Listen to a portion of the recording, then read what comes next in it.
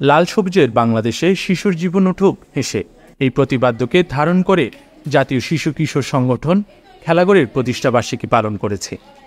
৭২ বছর পার করে ২ মে বৃহস্পতিবার ৭৩-এ পা রেখেছে দেশের সর্ববৃহৎ ও প্রাচীন শিশু কিশোর সংগঠন খেলাঘরের প্রতিষ্ঠাবার্ষিকী ও ঝিনুকমেলা প্রশিক্ষণ একাডেমির প্রতিষ্ঠা উপলক্ষে দিনভর নানা আনন্দ আয়োজন করেছে জেলার সর্বশ্রেষ্ঠ শিশু কিশোর সংগঠন ঝিনুকমেলা খেলাঘর আসরের ভাই বোনেরা।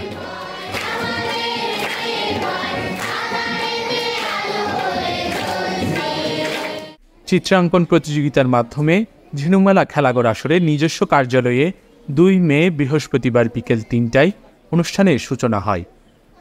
পরে ঝিনুকমেলা প্রশিক্ষণ একাডেমির শিক্ষার্থীরা নৃত্য, কবিতা আবৃত্তি, গান পরিবেশনা করেন।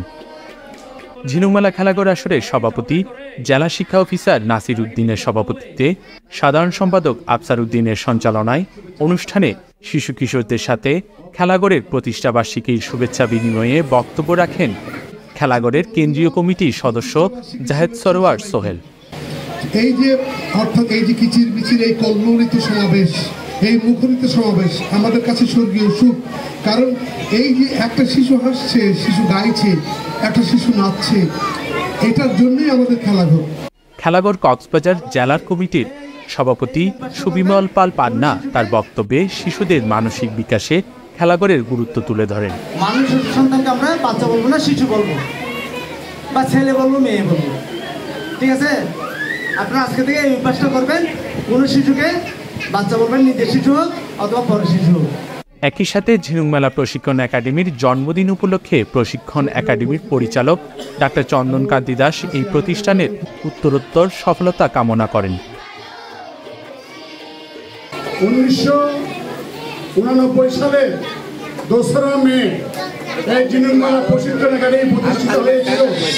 আজ থেকে 35 বছর আগে সেই যেই দিন ঝিনুক খেলাঘর প্রতিষ্ঠিত হয়েছিল, 52-এর ভাষা আন্দোলনের 2রা মে, ঠিক তেমনিভাবে আমরা 1989 সালে 2রা মে আমরা ঝিনুকমেলা প্রশিক্ষণ একাডেমি প্রতিষ্ঠান করেছিলাম।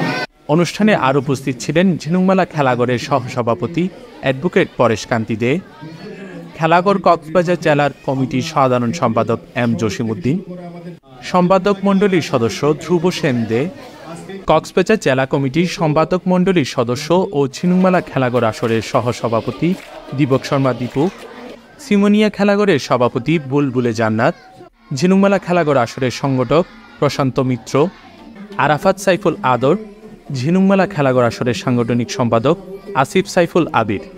খেলাঘরের জন্ম কেন হয়েছিল? আমার প্রিয় ধ্রুব সেন বলেছে, বিজ্ঞান মনস্ক ছাত্রছাত্রী গড়ে তুলবার জন্য, প্রজন্ম গড়ে তুলবার জন্য সেটি গঠন করা হয়েছিল।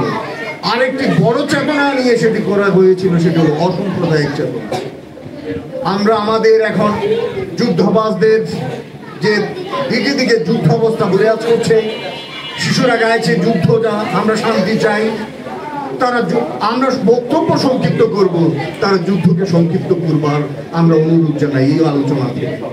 আরও উপস্থিত ছিলেন ঝিনুকমেলা খেলাঘরের অর্থ সম্পাদক নয়ন চক্রবর্তী, বিজ্ঞান ও প্রযুক্তি সম্পাদক জয় চক্রবর্তী।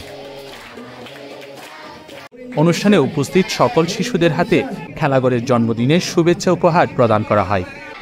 অনুষ্ঠান শেষে শতাধিক শিক্ষার্থী, অভিভাবকবৃন্দ, সংগঠক ও অতিথিদের সাথে নিয়ে কেক কেটে খেলাঘর ও ঝিনুকমেলা প্রশিক্ষণ একাডেমির প্রতিষ্ঠাবার্ষিকী পালন করা হয়। News desk, CCN।